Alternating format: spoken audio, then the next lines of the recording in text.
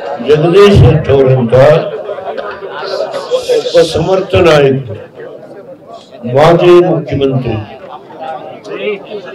ಅವರನ್ನ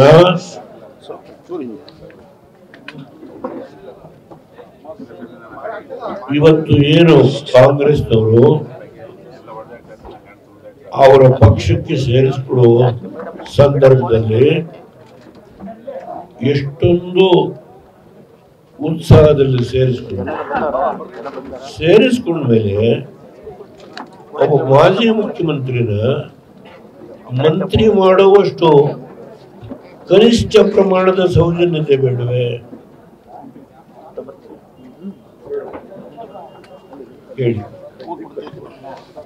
ನಾನು ಯಾರ ಬಗ್ಗೆನೂ ನಿಂದನೆ ಮಾಡಲ್ಲ, ಆದರೆ ಒಬ್ಬ ಮಾಜಿ ಮುಖ್ಯಮಂತ್ರಿ ಆಗಿ ರಾಜ್ಯಕ್ಕೆ ಸುಮಾರು 1.25 ವರ್ಷ ಸಮರ್ಥ ನಾಯಕನಾಗಿ ಕೆಲಸ ಮಾಡಿದಂಥ ಜಗದೀಶ್ ಶೆಟ್ಟರ್, ವಿರೋಧ ಪಕ್ಷದ ನಾಯಕನಾಗಿ ಕೆಲಸ ಮಾಡಿದಂಥ ಜಗದೀಶ್ ಶೆಟ್ಟರ್ನ ನೀವು ಪಕ್ಷಕ್ಕೆ ಕರ್ಕೊಂಡು ಬಂದು ಒಂದು ಮಂತ್ರಿ ಕೆಲಸ ಕೊಡ್ಲಿಕ್ಕೆ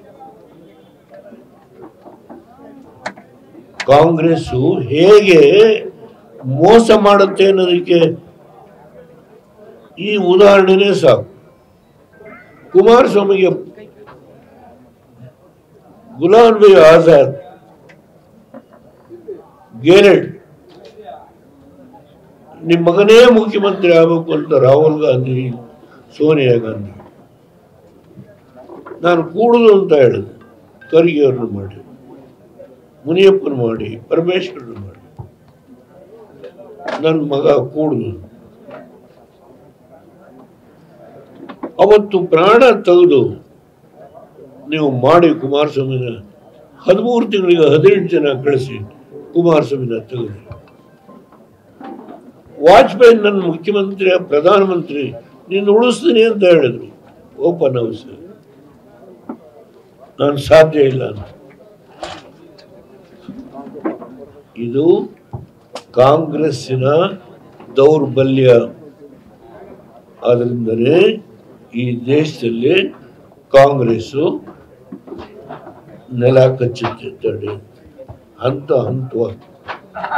ಹಂತವಾಗಿ ನೆಲ ಕಚ್ಚುವಂಥ ಮುಂದಿನ ದಿನಗಳು ನೀವೇ ನೋಡುವಂಥ ಕಾಲ ಬರುತ್ತೆ. ಇದಕ್ಕಿಂತ ಹೆಚ್ಚು ಹೇಳೋದಿಲ್ಲ. ಜಗದೀಶ್ ಶೆಟ್ಟರ್ಗಾಗಿರೋ ನೋವು ಅವರು ಸೇರ್ಕೊಂಡಿದ್ರೆ ನಾನು ಸ್ವಾಗತ ಮಾಡ್ತೀನಿ.